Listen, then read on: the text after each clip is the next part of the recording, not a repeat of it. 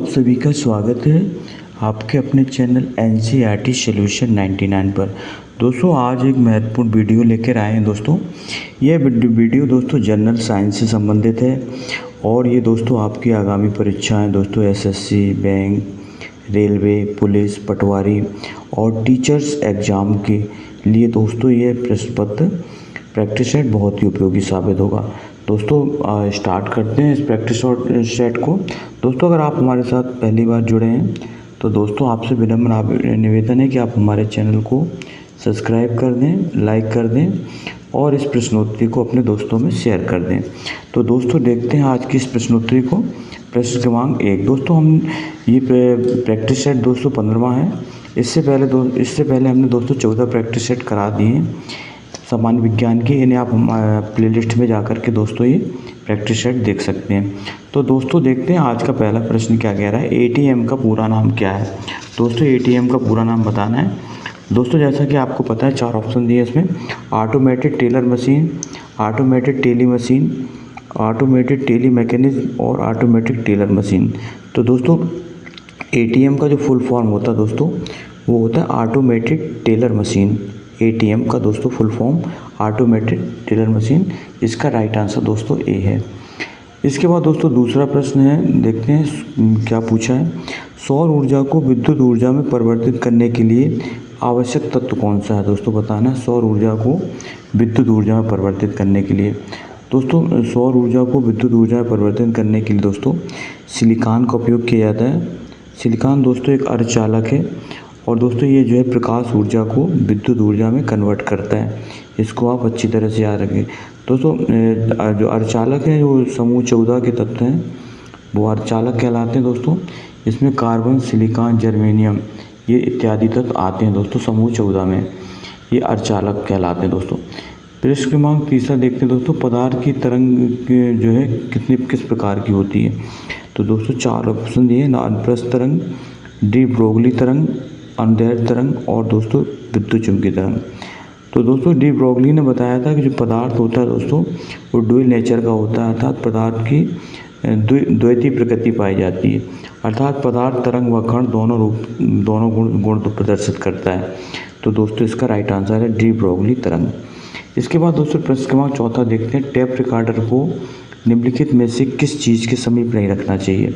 तो दोस्तों 4 ऑप्शन हैं: चुंबक, रेडियो, घड़ी और बिजली का स्विच बोर्ड। तो दोस्तों टेप रिकॉर्डर को दोस्तों चुंबक के समीप नहीं रखना चाहिए, क्योंकि दोस्तों टेप रिकॉर्डर में स्वयं चुंबक होती है और चुंबक जो है दोस्तों चुंबक से क्रिया कर लेती है। इसके बाद दोस्तों प्रश्न क्रमांक 5 देखते हैं। जड़त्व आघूर्ण व कोणीय वेग का गुणनफल क्या होता है। दोस्तों जड़त्व आघूर्ण और जो कोणीय वेग का गुणनफल होता है दोस्तों वो कहलाता है कोणीय संवेग। दोस्तों जड़त्व आघूर्ण को I से लिखते हैं और दोस्तों और कोणीय वेग को ओमेगा। तो I × ओमेगा दोस्तों इक्वल टू होता है J दोस्तों कोणीय संवेग कहलाता है। तो इसका राइट आंसर दोस्तों B है, कोणीय संवेग। जड़त्व आघूर्ण और कोणीय वेग के गुणनफल को दोस्तों कोणीय संवेग कहा जाता है। इसे J से प्रदर्शित करते हैं। ल्यूमेन एकक क्या है दोस्तों बताना। एकक मतलब दोस्तों इकाई, यूनिट बतानी है ल्यूमेन की। ल्यूमेन किसकी यूनिट है दोस्तों? चमक की, ज्योति तीव्रता की, ज्योति फ्लक्स की या प्रदीप्त घनत्व की। तो दोस्तों जैसा कि आपको पता है कि ल्यूमेन दोस्तों ज्योति फ्लक्स की इकाई है दोस्तों।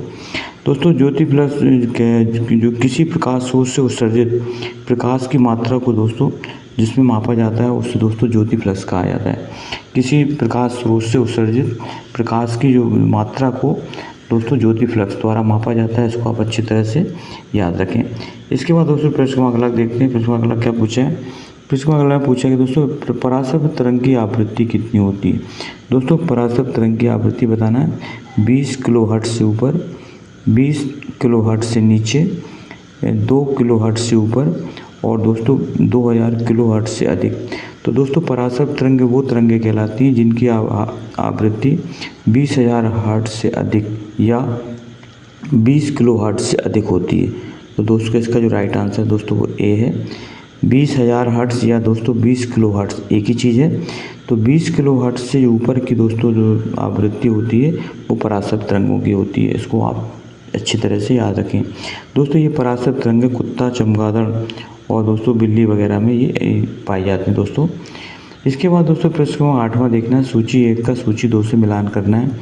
सोनोमीटर, हाइग्रोमीटर, बैरोमीटर और दोस्तों चौथा दिया है हाइड्रोमीटर। दोस्तों सोनोमीटर का जो दोस्तों उपयोग किया जाता है, जैसा कि आपको पता है सोनोमीटर जो है दोस्तों कंपनशील रज्जु जो रस्सी होती है उसका तनाव ज्ञात करने में सोनोमीटर का उपयोग किया जाता है दोस्तों। तो पहले ए का दोस्तों राइट आंसर चौथा है, तो दोस्तों ए का चौथा है बी में। इसके बाद दोस्तों हाइग्रोमीटर, दोस्तों जो हाइग्रोमीटर होता है दोस्तों इसका उपयोग द्रव की आर्द्रता को मापने में किया जाता है, इसलिए दोस्तों बी का तीसरा दोस्तों इसमें है बी में।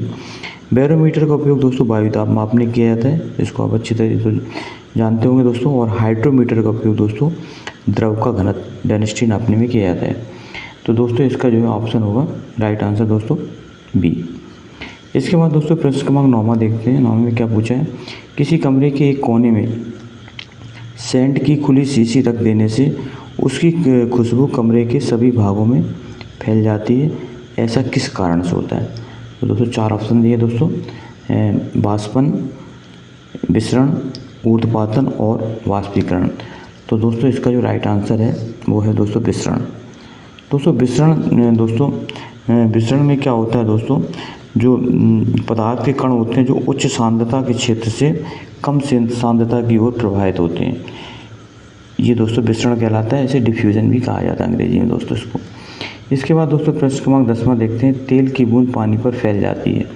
दोस्तों बताना तेल की बूंद पानी पर क्यों फैल जाती है।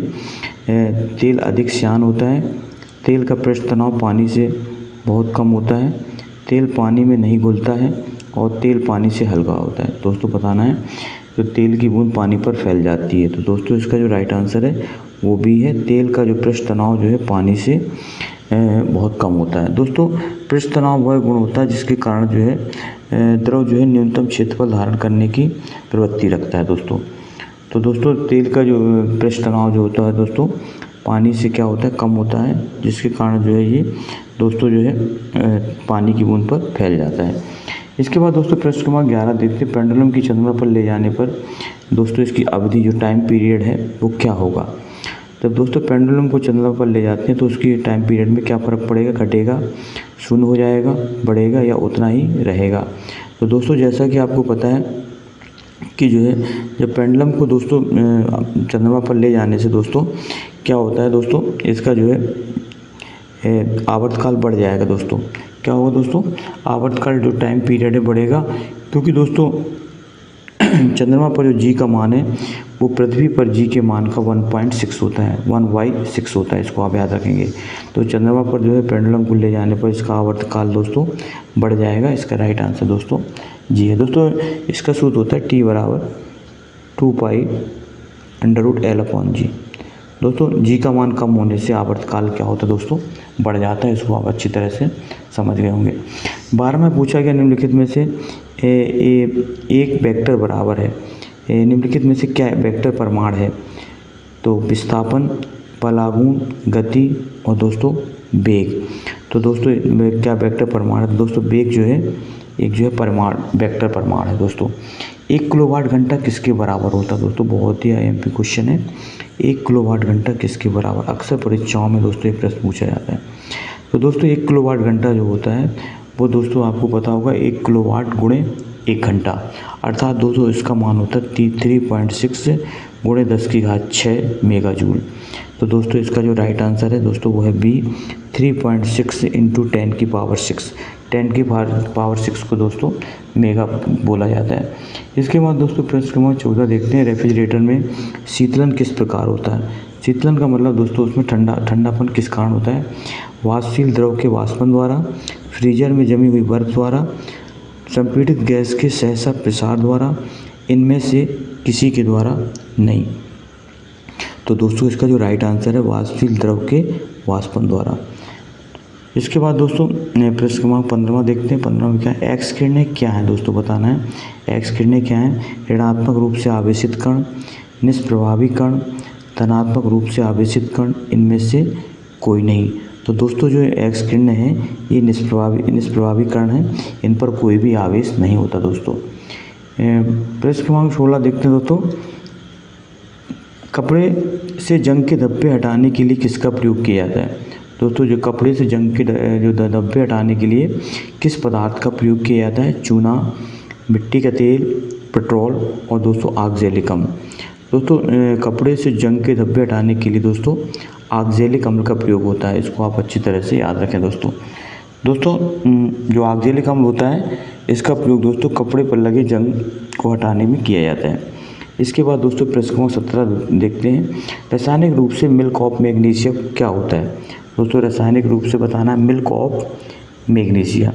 तो दोस्तों मिल्क ऑफ मैग्नीशिया जो कहलाता है दोस्तों मैग्नीशियम हाइड्रोक्साइड। इसका समान सूत्र होता है दोस्तों MgOH का होल ट्वाइस। ये दोस्तों मैग्नीशियम हाइड्रोक्साइड है। इसको दोस्तों मिल्क ऑफ मैग्नीशिया के नाम से दोस्तों जाना जाता है। क्योंकि मैग्नीशियम हाइड्रोक्साइड दोस्तों जल से क्रिया करके सफ़ेद रंग का अवक्षेप बनाता है, जिसे दोस्तों हम मिल्क ऑफ मैग्नीशिया कहा जाता है। पृष्ठ क्रमांक दोस्तों 18 देखते हैं। सूची 1 का सूची 2 से मिलान करना है दोस्तों। कांसा, पीतल, कृत्रिम सोना और दोस्तों जर्मन सिल्वर। तो दोस्तों जैसा कि पता है कांसे का निर्माण बर्तन और मूर्तियाँ बनाने में किया जाता है। दूसरा है दोस्तों पीतल। दोस्तों पीतल का निर्माण दोस्तों उपयोग आपको पता ही होगा। पीतल का उपयोग दोस्तों आभूषण और नहीं दोस्तों इस पीतल का उपयोग तार और मशीन के पुर्जे बनाने में किया जाता है। कृत्रिम सोना दोस्तों आभूषण और मूर्तियाँ बनाने में किया जाता है। और जर्मन सिल्वर का उपयोग दोस्तों बर्तन बनाने में किया जाता है। इसके बाद दोस्तों पृष्ठ क्रमांक दोस्तों अगला देखते हैं। पृष्ठ क्रमांक 19वां। पृष्ठ क्रमांक 19वां पूछा गया है नीचे दिए गए कथनों में विचार करें तथा दिए गए कोड से सही उत्तर चुनें। बहुलीकरण में एक ही प्रकार के अणु परस्पर संयोग करते हैं। बहुलीकरण में कार्बन परमाणु नया बंधन नहीं बनाते हैं। बहुलीकरण में जल आदि के छोटे अणु मुक्त होते हैं। दोस्तों बहुलीकरण एक ऐसी प्रोसेस होती है दोस्तों जिसमें जो है कई अणु जुड़ करके एक नए पदार्थ को जन्म देता है, बहुलीकरण कहते हैं दोस्तों। तो इसमें बताना है कि कौन कौन से सही उत्तर को दोस्तों आपको चुनना है। तो दोस्तों इसका जो राइट आंसर है दोस्तों बहुलीकरण में एक ही प्रकार के कई अणु आपस में क्या होते हैं दोस्तों संयोग करते हैं। और बहुलीकरण में कार्बन परमाणु नया बंधन नहीं बनाता। तो दोस्तों इसके 1 और 2 दोनों सही हैं, इसलिए दोस्तों इसका राइट आंसर दोस्तों ने इसका बी है। इसके बाद दोस्तों प्रश्न क्रमांक 20वां देखते हैं। CaCO2 जल से उपचारित करने पर देता है। दोस्तों CaCO2 कैल्शियम कार्बाइड कहलाता है। ये जल से क्रिया करके दोस्तों एसिटिलीन गैस बनाता है। दोस्तों इसका फार्मूला होता है दोस्तों आपको याद रखना है CaCO2 प्लस दोस्तों H2O। ये क्रिया करके दोस्तों बनेगा कैल्शियम कार्बाइड CaC2। दोस्तों CaC2 बनाएगा प्लस दोस्तों CaO बनाएगा कैल्शियम ऑक्साइड चूना। तो दोस्तों आपको याद रखना है CaC2 कैल्शियम कार्बाइड बनाता है। और दोस्तों कैल्शियम कार्बाइड जो है CaCO2 जल से अपचरित करके दोस्तों कैल्शियम कार्बाइड को बनाता है और दोस्तों एसिटिलीन गैस बनती है। तो दोस्तों एसिटिलीन गैस बनेगी C2H2 बनेगी दोस्तों। यहाँ पे इसको राइट कर लीजिए C2H2 दोस्तों एसिटिलीन कहलाती है। इसका राइट आंसर दोस्तों होगा दोस्तों C। इसके बाद दोस्तों प्रश्न क्रमांक 21 में देखते हैं। सिरका निम्नलिखित में से दोस्तों बताना किसका वाणिज्यिक नाम है। सिरका को क्या कहा जाता है दोस्तों? नींबू का अम्ल, एस्टिक अम्ल, हाइड्रोक्लोरिक अम्ल और दोस्तों ऑक्जेलिक अम्ल। तो दोस्तों सिरका को एस्टिक अम्ल कहा जाता है। और दोस्तों इसका समान सूत्र होता है CH3COOH। इसको दोस्तों एस्टिक अम्ल भी कहा जाता है सिरका को। इसके बाद दोस्तों प्रश्न क्रमांक 22वां है। CH3OH का रासायनिक सूत्र क्या है? दोस्तों CH3OH का रासायनिक सूत्र बताना है। तो ethyl alcohol, methyl alcohol, butyl alcohol और दोस्तों प्रोपिल अल्कोहल। दोस्तों एक कार्बन से मैथ से नाम पड़ता है तो CH3 मैथिल है दोस्तों, इसलिए इसको नाम है मैथिल अल्कोहल। इसका राइट आंसर दोस्तों बी है। प्रश्न क्रमांक 23 में परमाणु न्यूक्लियस बने होते हैं। परमाणु जो न्यूक्लियस होते हैं नाभिक जो बने होते हैं किनसे बने होते हैं दोस्तों ये बताना है। प्रोटॉन और न्यूट्रॉन से, इलेक्ट्रॉन और न्यूट्रॉन से, प्रोटॉन और इलेक्ट्रॉन से, इनमें से कोई नहीं। तो दोस्तों जैसा कि पता है आपको कि जो परमाणु न्यूक्लियस है दोस्तों प्रोटॉन और न्यूट्रॉन से मिलकर बने होते हैं दोस्तों। जबकि इलेक्ट्रॉन जो है नाभिक के चारों ओर दोस्तों मूव करता है अर्थात चक्कर लगाता है। और नाभिक में दोस्तों प्रोटॉन और न्यूट्रॉन रहता है। बहुत ही IMP क्वेश्चन है दोस्तों। प्रश्न क्रमांक 24वां देखना है। जब जल स्वयं रासायनिक रूप से किसी तत्व या खनिज के साथ मिलता है तो उसे क्या कहते हैं? दोस्तों बताना, जब जल किसी रासायनिक रूप से किसी तत्व या खनिज के साथ मिलता है तो उसे क्या कहते हैं? कार्बोनेशन, जलयोजन, विशिलेकेशन और ऑक्सीकरण। तो दोस्तों इसको जो है जलयोजन कहा जाता है दोस्तों, हाइड्रोजनेशन दोस्तों कहते हैं। सूखी बर्फ किसे कहते हैं दोस्तों? Dry ice. ड्राई आइस किसे कहा जाता है? बर्फ़ के क्यूब और नमक को, बर्फ़ के क्यूब और बुरादे को, ठोस कार्बन डाइऑक्साइड को, द्रव नाइट्रोजन को। दोस्तों बहुत ही आईएमपी क्वेश्चन है दोस्तों। ड्राई आइस दोस्तों ठोस कार्बन डाइऑक्साइड को कहा जाता है, इसको आप अच्छे याद रखें। CO2 का दोस्तों ठोस रूप कहलाता है सूखी बर्फ या ड्राई आइस। तो दोस्तों ये थे आज के top 25 question. I hope you दोस्तों ये प्रश्न आपके लिए बहुत ही लाभकारी साबित होंगे दोस्तों आपसे एक पुनः आग्रह है कि आप हमारे चैनल को एक बार सब्सक्राइब कर दें और दोस्तों लाइक कर दें और इस प्रश्नोत्तरी को अपने दोस्तों में शेयर करें। दोस्तों आपका दिन शुभ हो दोस्तों। जय हिंद, जय भारत, वंदे मातरम दोस्तों।